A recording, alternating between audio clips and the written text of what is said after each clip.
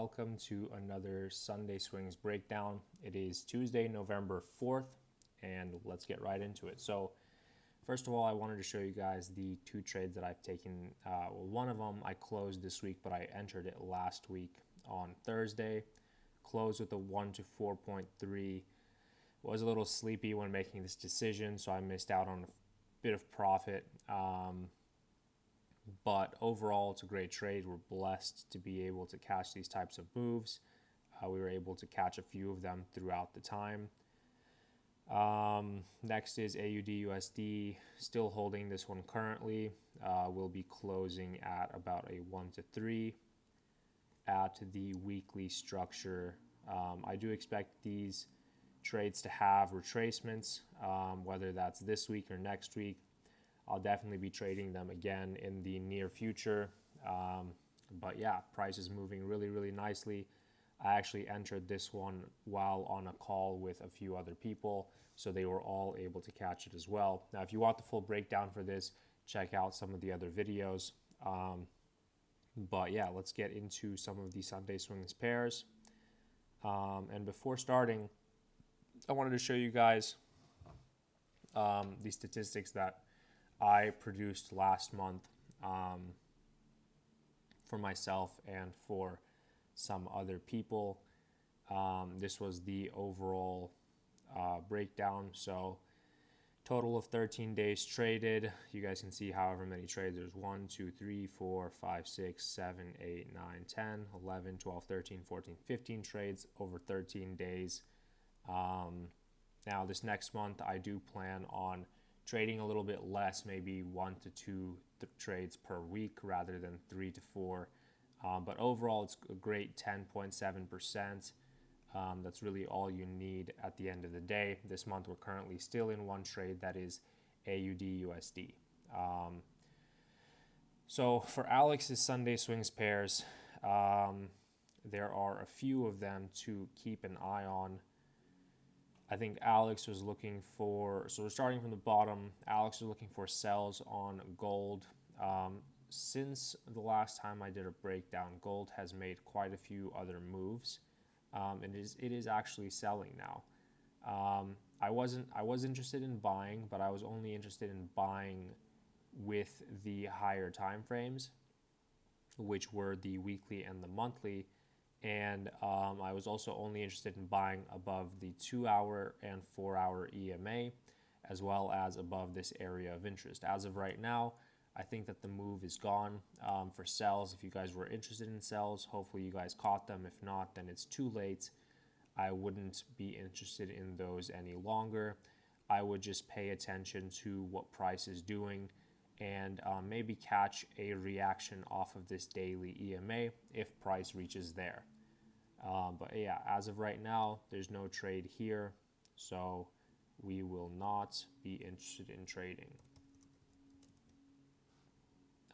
Potentially, if price has a pullback, say into previous structures, maybe a lower time frame area of interest, then you could catch the continuation. But if there's no retracement, then there is no trade. GBP NZD, another great opportunity. This is one that I'm personally looking at to trade. Weekly time frame is currently bullish, but the daily time frame is bearish. We have pulled back into previous structure into the EMA. 4-hour time frame had a doji, is having a reaction. We are about to break underneath the 4-hour EMA. We have already broken underneath some lower time frames. We're trying to break underneath the 30-minute EMA. We're creating a head and shoulders right here. Ideally, you could take a trade underneath the 30-minute EMA pretty easily, but I would kind of be aware of this trend line that price could respect. It is one that it has been respected in the past, and if you want to be safe, I would wait for a break and retest underneath in order to take this position to the downside. This could potentially be ready as early as sometime tomorrow.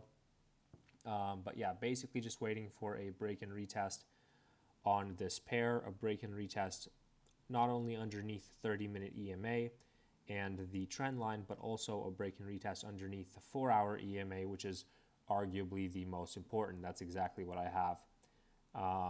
That is exactly what I have here. So let's go ahead and see what else we have for this week. AUD USD, this one is gone. I'm sorry to say, but if you haven't taken it yet, then you just need to wait for a daily pullback, which will most likely happen at some point.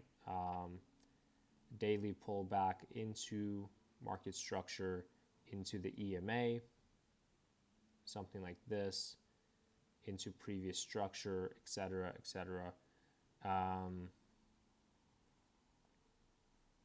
Yeah, for this one, the move is gone.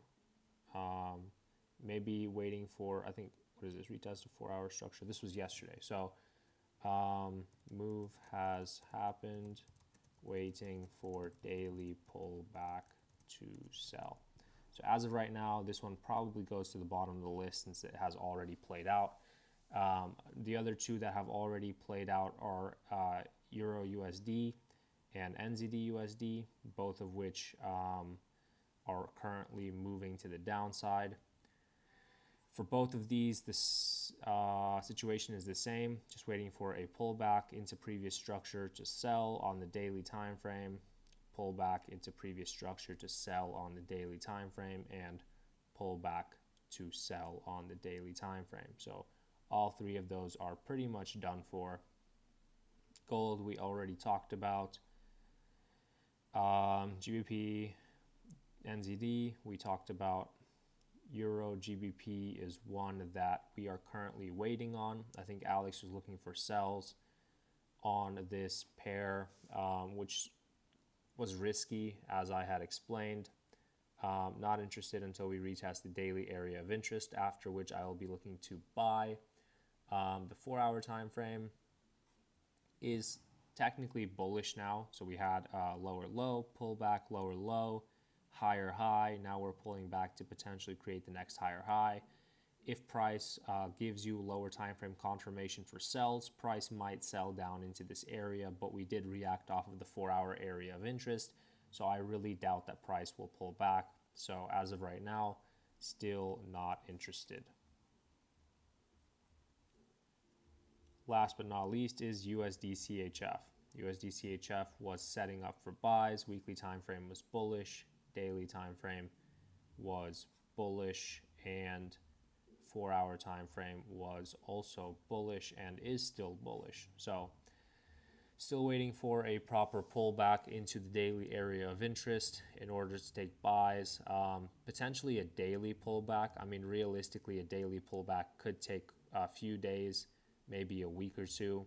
So we were talking about a 4-hour pullback to buy or a daily pullback to buy, but it most likely will be a daily pullback by the looks of it. Since the 4-hour time frame is creating bullish market structure, it would have to shift bearish for a few days and then continue to the upside. So that basically only leaves us with two options. Really only one option for the rest of the week from Sunday swings, which is GBP NZD. Euro GBP might have a sell possibility, but I don't think that it will. USD CHF, same exact situation, might be able to sell and take buys, but I don't think it will. Gold, which was initially, I was looking for buys, but as you can see, we never broke above that 4-hour EMA, so we never were able to get buys. The sells did happen. Those are basically gone. If you're lucky, you can catch a pullback to sell. AUD USD is gone, waiting for a daily pullback. Euro USD, same situation, and NZD USD is the same as well. That's basically it for the week. Thank you guys for watching. You guys are amazing. I hope you guys stay safe, and I'll see you guys in the next one.